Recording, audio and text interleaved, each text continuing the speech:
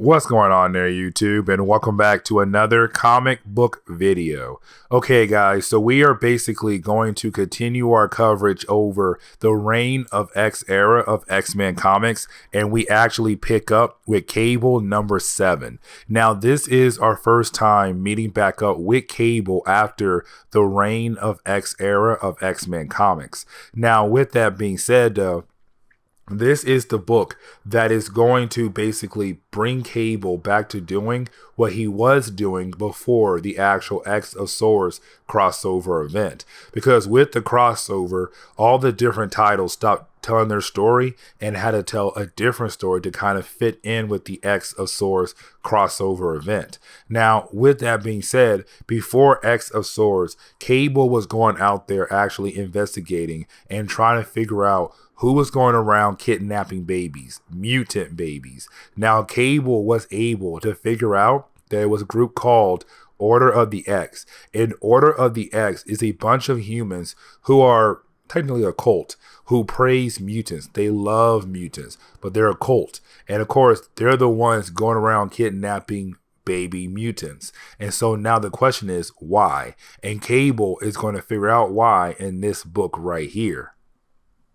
Now, we do get one page that does remind us that Gorgon is dead. Because remember, in the X of Swords crossover event, we did have a couple deaths. And one of those deaths was Gorgon, this great sword master. But he died in the X of Swords crossover event. Now, his death actually helped Krakoa win the war against Arakko. But either way, he's dead. And so right now, you kind of have the island kind of giving him a funeral and saying goodbye to him and hoping that one day they can actually bring him back to life. Because remember, even though the X-Men do have the ability to make you clone bodies and then download your memories into those clone bodies, so technically you're brought back to life, if you die in Otherworld, you cannot come back to life because you come back corrupted. And so Gorgon and also Rockslide, they're technically gone forever, especially Gorgon right now because they did not even try to bring him back to life. And so now he's gone forever. Now, we do see Cable meeting up with Rachel Summers. Now, remember, Rachel Summers is basically the sister of Cable, but not really. And the reason why I say not really is because when it comes to Rachel Summers, she's from an alternate timeline. And of course, in that timeline, Cyclops and Jean Grey had her, but not Cable. Now, she only came back here to kind of fix her timeline or trying to see why her timeline never changed after her and her group tried to change the future before.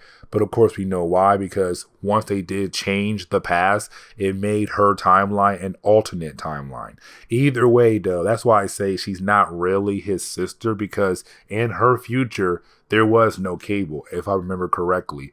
But either way though, you do have Cable kind of asking his sister to help out. And the reason why, because when it comes to Rachel Summers, she does have great psychic abilities that let her track people by using her psychic abilities. And so right now is Cable hoping that Rachel Summers could basically use her powers to track down location of where the Order of the X are holding the babies at. Now, you do have Cable and Rachel Summers go over to Philadelphia because remember, this is where everything popped off at. It all started here in Philadelphia.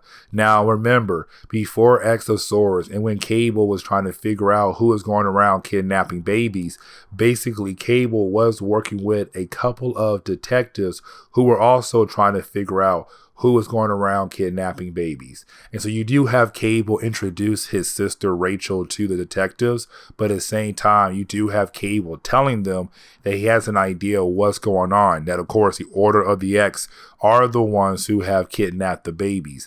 Now, with Rachel Summers' psychic abilities, she was able to track down where the Order of the X are actually holding the babies at.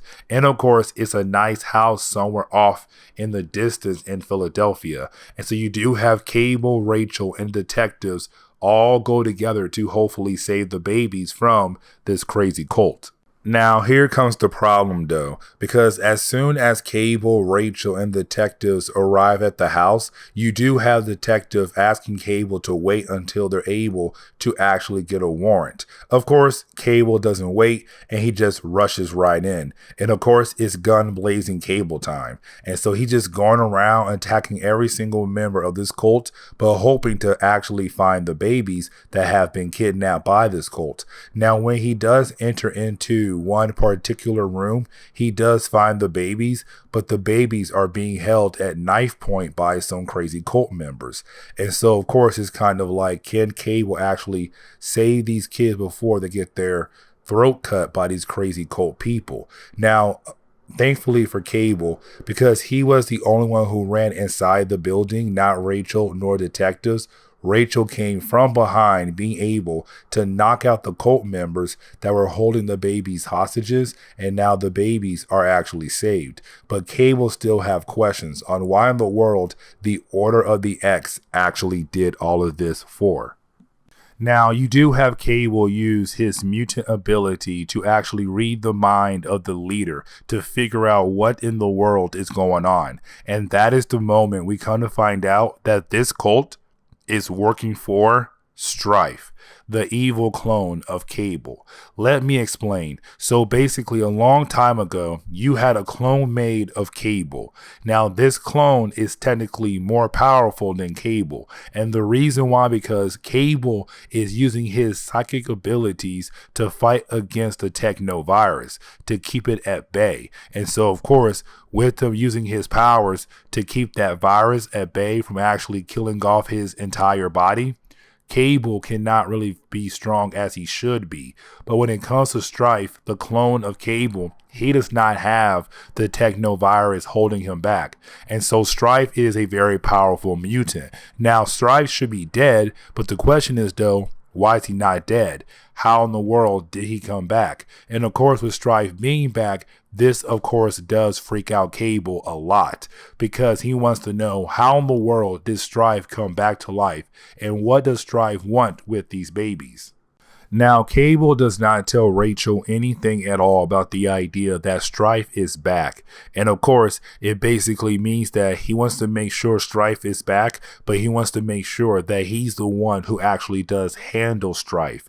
Now, with that being said, though, he doesn't tell Cyclops nor Jean Grey as well, because we do see Rachel and Cable go back home to the House of Summers. Of course, the House of Summers is anybody who is related to Cyclops. So Cyclops, Jean Grey, Havoc, Gabriel Summers, Cable, Rachel, Wolverine too, question mark on why really, but I want to say Hope as well, the daughter of Cable, but she's the only one, if I remember correctly, does not stay on the House of Summers. But either way though, you don't have Cable tell anybody in the family about Strife being back to life. Now, with that being said, you do have Cyclops see that his son is very angry because Cable hit the wall. Now, Cable still does not tell his father anything at all, but you do have Cyclops tell his son that his son should be happy right now. They were able to save some babies and bring them back home to their families.